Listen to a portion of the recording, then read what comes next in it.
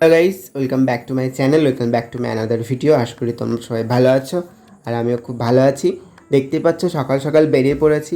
আজকে আমাদের ডেস্টিনেশন হচ্ছে মায়াপুর নবদ্বীপ ধাম। আজ হচ্ছে চৈত্র মাসের শেষ দিন, বর্ষবিদায়ের দিন। তাই আজকে আমরা ভাবলাম কেননা আজকের দিনটা একটু তীর্থস্থানে গিয়েই কাটানো যাক। তো প্ল্যানটা হলো আজকে সকালেই সকাল সকাল রেডি হতে অনেকটা লেট হয়ে গেল, বেরোতেও লেট হয়ে গেল। এখন বাজে হচ্ছে সকাল 9টা। তো 9টার সময় বাড়ি থেকে বেরোলাম। দেখা যাক কটার সময় পৌঁছানো যায়। তো পুরো ভিডিওটা সঙ্গে থেকো। মায়াপুর নবদ্বীপ কেমনভাবে ঘুরি সবটা তোমাদের সাথে শেয়ার করবো। পুরো ভিডিওটা শেষ পর্যন্ত দেখো।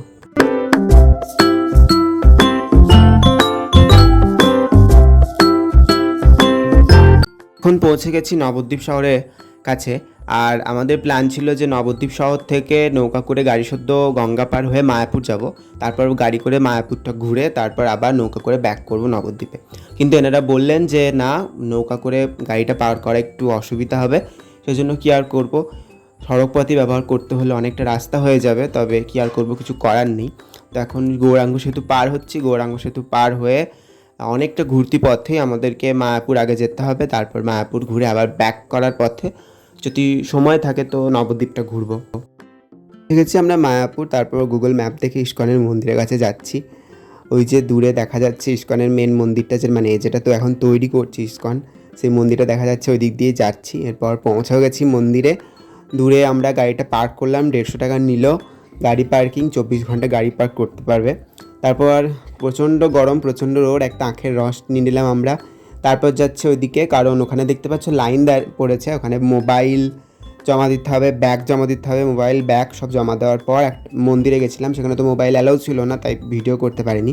সেখানে খুব কীর্তন হচ্ছে, ভালোভাবে আমরা মানে প্রচণ্ড আনন্দের সঙ্গে নেচেছি। তারপর খিদে পেয়েছে, এখানে এলাম একটা রেস্টুরেন্টে, মানে একটা হোটেল বলতে পারো। তো এখানে সব নিরামিষ। আমরা একটা চাউমিন নিয়েছি, আমি আর দাদা এটা খাবো, আর বাকিরা মানে কয়েকটা চপ নেওয়া হয়েছে। আমি মুড়ি এনেছিলাম বাড়ি থেকে, তো সেই মুড়িটা চপ দিয়ে খাবো। যে ইস্কনের মন্দির, যেটা এখনও তৈরি হচ্ছে, আমি ক্লাস 3তে এসেছিলাম, তখনও এই মন্দিরটা একটু একটু কাজ শুরু হয়েছিল, এখনও তার কাজ চলছে। এরপর আমরা এখানে বসে মুড়িটা এনেছিলাম আর চপ, এটা নিয়ে খাচ্ছি। এখানে একটা বড় বসার জায়গা আছে, এটা খেয়ে নিই। আর এই যে মন্দিরটা দেখতে পাচ্ছ, এটা তখনও ছিল যখন আমি 3তে এসেছিলাম, তখন এই মন্দিরটাতেই প্রবেশ করেছিলাম।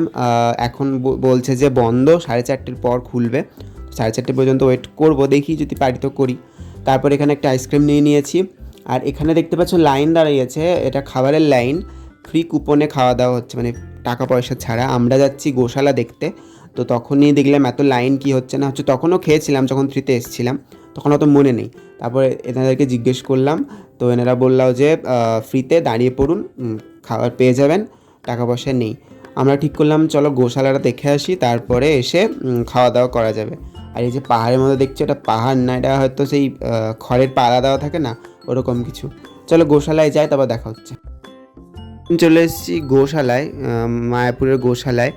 গেট দেখতে পাচ্ছ, গেটটা। আর এখানে যেন দোতলায় যাচ্ছি মনে হচ্ছে, ওপরের দিকে, মানে ওপর তলায় হয়তো গরুগুলো রাখা রয়েছে, সিস্টেমটা বুঝলাম না ঠিক আমি। আর এখানকার গরুগুলো দেখে তো অবাক, দেখতে পাচ্ছ যেমন চেহারা তেমন শিং। আর এদের রাখার ব্যবস্থাও খুব সুন্দর, ফ্যান চলছে, তারপর খাবার দাবার খুব ভালো নিশ্চয়ই, সেই জন্যই এরকম চেহারা এদের। বেরিয়ে পড়েছি আমরা মায়াপুর থেকে। আর একটা কথা কি জানো, গোশালা দেখতে গিয়ে যখন খাবারের কাছে গেলাম, তখন দেখলাম খাবার শেষ হয়ে গেছে, খাবার ফুরিয়ে গেছে। আবার বলছে 4:30 পর্যন্ত ওয়েট করতে। কিন্তু কী করবো বলো, 4:30 পর্যন্ত ওয়েট করলে তো আর বাড়িও পৌঁছাতে পারবো না, নবদ্বীপও দেখা যাবে না, সেজন্য ওয়েট করা হলো না। আসলে কপালে আমাদের ওই ভোগ নেই। তারপর এখন যাব আমরা হচ্ছে যে এই যে কৃষ্ণনগর এসেছি, কৃষ্ণনগর রাজবাড়ি দেখতে। কারণ আমাদের একটু ভুলই হলো জানো, আমরা যদি নবদ্বীপে গাড়িটা রেখে নিজেরা নৌকায় পার হয়ে মায়াপুর আসতাম, দিয়ে মায়াপুর থেকে মায়াপুর পুরোটা ঘুরে আবার নৌকায় পার হয়ে নবদ্বীপ যেতাম, দিয়ে নবদ্বীপটা ঘুরে গাড়ি করে ব্যাক করতাম, তাহলে বেশ ভালো হতো। কিন্তু সড়ক পথে আসতে গিয়ে আমাদের অনেকটা ঘুরতে হলো। কৃষ্ণনগর হয়ে আবার আমরা নবদ্বীপ যাচ্ছি। এখানে বারোদোল বলে কোনো একটা উৎসব হচ্ছে, তো সেজন্য মেলা বসছে কৃষ্ণনগর রাজবাড়িতে। আর রাজবাড়িতে তো ঢুকতে পেলাম না। তারপরে এখন এসেছি নবদ্বীপ। নবদ্বীপে এক জায়গায় গাড়িটা পার্ক করে আমরা একটা টোটো করে নিয়েছি। টোটো করে আমরা প্রথমে যাব পোড়ামাতলা। পোড়ামাতলায় গিয়ে আর দেখা যাক কোথায় কোথায় ঘোরা যায়।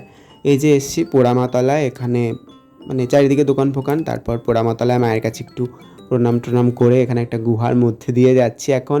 এখানে নাকি অনেক অনেক বড় শ্রী চৈতন্যদেবের মূর্তি রয়েছে, ওই যে দূরে দেখতে পাচ্ছ অনেক বড় প্রভুর একটা মূর্তি, ওটা দেখলাম। তারপর এখানে চারিদিকে শুধু শ্রীকৃষ্ণের লীলা, তার সখীদের সাথে তাঁর লীলার মূর্তির মধ্যে দিয়ে এগুলো ফুটিয়ে তুলেছেন। তারপর চৈতন্য প্রভুর সব কিছু ফুটিয়ে তুলেছেন, ওগুলো দেখলাম। তারপর একটা মিউজিয়াম রয়েছে, সেই মিউজিয়ামে এলাম।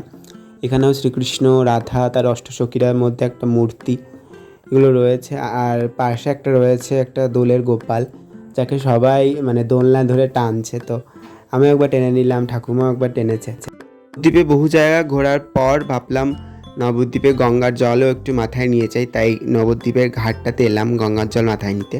আর এখানে এসে একটু আমি খুশি হলাম, কারণ এখানে একজনকে দেখতে পেয়েছি ইতিহাসের পাতায় যাদের নাম স্বর্ণাক্ষরে লেখা আছে। সেই সকল ব্যক্তিত্বগুলির মধ্যে আমার অন্যতম পছন্দের একটি মানুষ রানী রাসমণি।